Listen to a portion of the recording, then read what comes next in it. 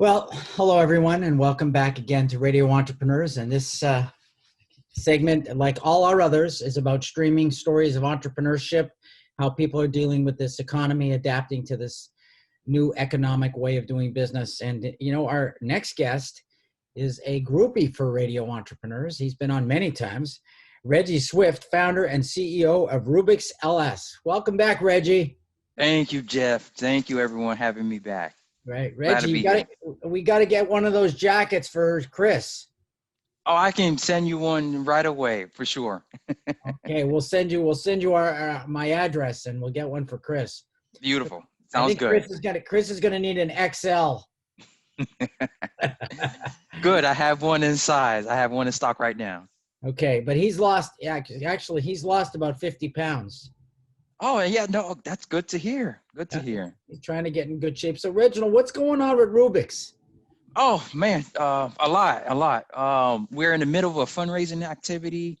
We raised about 450,000 of our 1 million goal. And Wow. we're doing a lot of work with digital health, and especially with COVID-19 and the activities within COVID-19 by getting people access to clinical trials for COVID vaccines, and being able to provide that data to a lot of the pharmaceutical companies to be able to enhance their pharmaceutical development. And we've learned a lot of what we've done for our own device, for our own creations back years ago when we first started talking. And from that outlook, we started understanding that the whole effort of healthcare inequity starts with clinical research. So we wanted to design a system that will be able to just, address that specifically and be able to provide data to not just myself, but to hospitals, to pharma companies, to, many of the physician networks, to be able to understand what types of medicines we can really get involved from a diverse standpoint. And we've been able to do it with our new platform as well. So it's been a pretty, up and down journey, but we're here. We're still here. So, has this, I don't want to say it badly, but has COVID-19 been good for you? Well, I In hate to business? think of it that way too, right? But yes, it has been able to now augment the types of services that we've always told people we offer. Now it's been front and center because of the aspect of the digital climate, the digital health technology climate. And of course, there are a lot of other companies, racing in this space as well, and they're getting funded through, bigger vehicles than we are. But one thing that we have over others is that we've been doing work with the federal government, since we were, formed. So we have deep experience from doing pilot projects here to India, Morocco, Nigeria, South Africa, Eritrea, Cambodia, Philippines. So it's that type of work alone that has propelled us to work with some of the larger institutions like Pfizer and Sanofi and many other groups to now who are in the space for COVID to work with us. So, explain to our listeners exactly what you do so that they understand. Sure.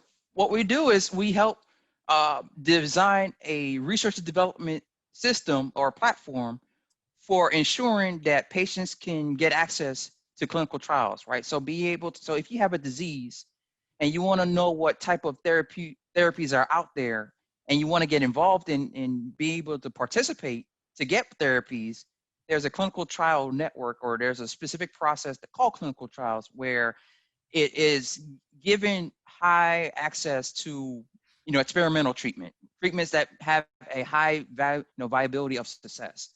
And it's the physicians and much of the network that are looking to try to make sure that it's effective for patients who are diagnosed with specific diseases. And we give people access to these networks so that they can be able to take it from the seat of their couch. So it's all done virtually rather than having to go into a hospital, which we do know patients may be hesitant at this time to try to go into a hospital and be able to work with physicians and work with any clinical site coordinators in that capacity.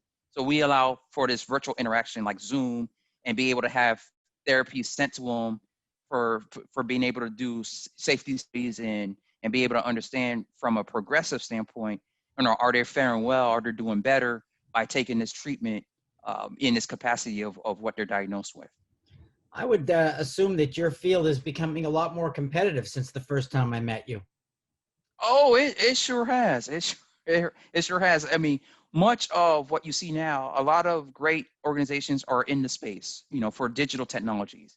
What we tend to focus on is the aspect of diversity, which we want to be able to have all types of people be able to access clinical trials. Because for me, it goes into the initial story where my father didn't have access to, the trials. And even though he was in the same hospital of the VA, they were running the same type of trial, nobody notified him of any of it.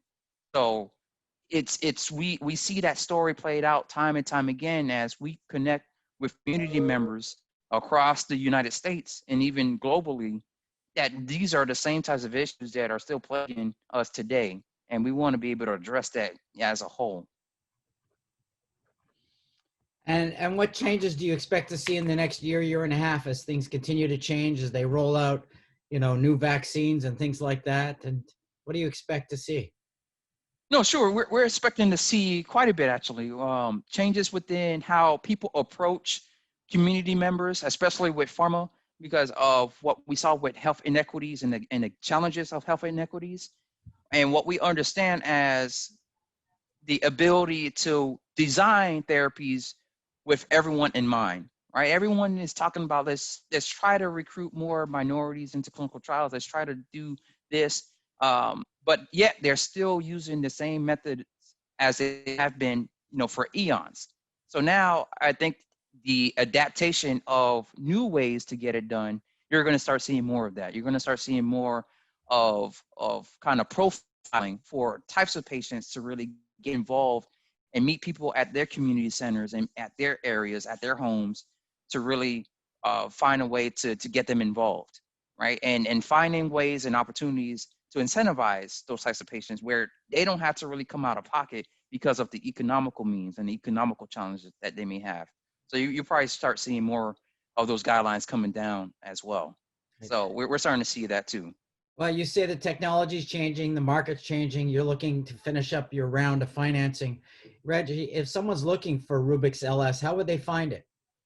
Sure, easy. We can be found on our website, rubixls.com. That's Rubix Life Sciences as a name, and LinkedIn, Rubix Life Sciences, Twitter, Facebook. We're on many of the social platforms, and as well as Crunchbase. And you can send us an email at info@rubixls.com. Great. Well, we appreciate it that you are maintaining your relationship with Radio Entrepreneurs. You've been on a few times. At some point, we're going to have to give you a trophy for how many times you've been on. Remind everybody that we are speaking with Reggie Swift, founder, CEO of Rubix LS. I am Jeffrey Davis, host of Radio Entrepreneurs, also the Family Business Association and MAGE LLC. That's my consulting firm that actually sponsors the show as well. And we're going to take a break, Reggie, but we know you're going to be back on Radio Entrepreneurs. Oh, same time next year? Hopefully before that. Okay, sounds good. Okay. We'll take a break. We look forward to speaking to you again.